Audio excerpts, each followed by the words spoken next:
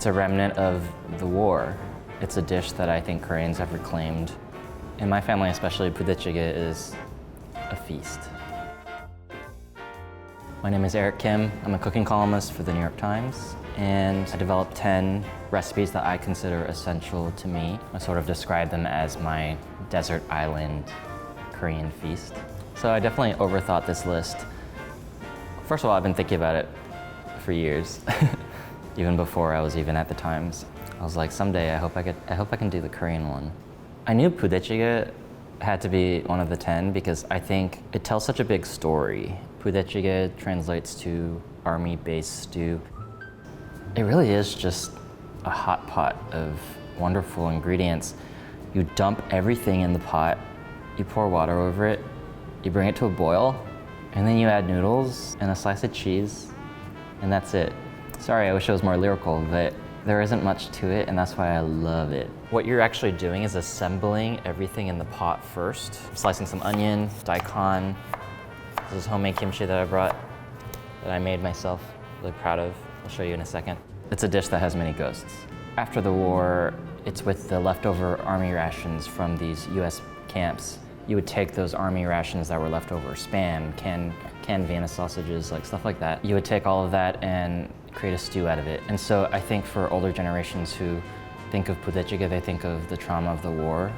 What I think it really, I just picked like the most serious dish to make for this video. I think it really shows the resilience of the Korean people. I think it shows survival. So I think with this Pudecigae recipe, I really wanted to keep the ingredient list minimal. It's like hard to say about this dish, because this dish is anything but minimal. It's pretty maximal, actually. Soy sauce and gochujang and garlic, and all these things are very flavorful, right? Cuts of meat that are a little more flavorful than what might normally be in Pudecigae. I think a lot of people have a nostalgic soft spot for like regular hot dogs. It's sort of my least favorite part of Pudecigae, so I didn't include them, because I love kind of the fennel note of an Italian sausage in there. I love that sweet, almost mapley, like breakfast sausage kind of vibe. And kielbasa is just like the best, and it has a great texture and tastes really good. But these meats are also gaining the red gochugaru, gochujang, kimchi flavors.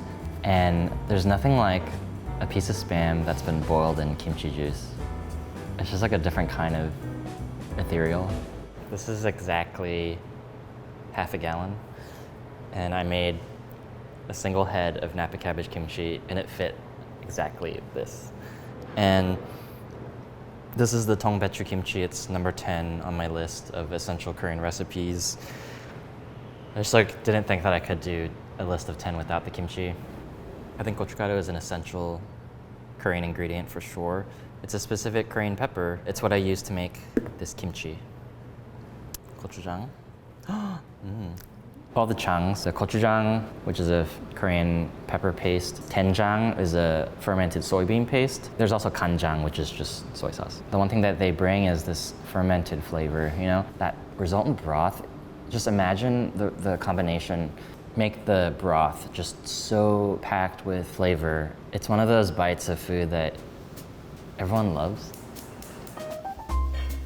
Part of the journey of being a Korean in the United States is that you're constantly having to prove how Korean you are. And then not to mention on the side, you're also trying to prove how American you are to the non-Koreans. And of course, ultimately in the end, what makes me Korean is just what's in here, but I think also tapping into the food. I feel like I've really learned a lot about myself as a Korean cook. What does it mean to be a Korean cook? I think for me that means when you're cooking without recipes and it's just a part of your life. Like when I have some leftover kimchi, I'm gonna turn it into kimchi jjigae. I'm gonna turn that kimchi jjigae into Pudecigae. So I really like these dishes. These 10 that I decided on are the ones that are the most regular in my house, on my table. Ready? It's all about the noodle. I like the noodles a lot. And but there's a real trick to it. Like you need to make sure to not overcook them. And you also need to make sure to only boil as much as you'll eat in that moment, because you can always add more water and add more noodles like on the next reheat. It's gonna cook for like 2 minutes, just until it's done. I think it's important to say that seaweed is a big part of the cuisine. And I like that because it tells the story of Korea's geography. It's a peninsular country, and the shores are rife with seaweed. And so I think it makes sense that the cuisine is also really takes advantage of the umami in seaweed. For my family, kim, roasted seaweed, is a really big part of our pantry. My mom would take that kim and crush it in between her hands and shower it over her kimchi fried rice, or it would be in a noodle dish maybe. I throw it into a lot of things, and even in my grits. So good. Would you like one? The reason you pile them in sections like that is because they kind of like move around a little bit, but for the most part, they stay in their section in the pot. So it's a very like snug pot full of a lot of things. The Budae Jjigae comes to the table, right, in the center, and everyone has their bowl of white rice, which is a nice landing pad for everything. It says a lot about you, like what you reach for. When everything's in its section like that, you're able to grab the piece you want, and I like that. You know, I'm the guy who would probably be sitting closest to the sausages. And in the center goes the noodle with my normal size spoon.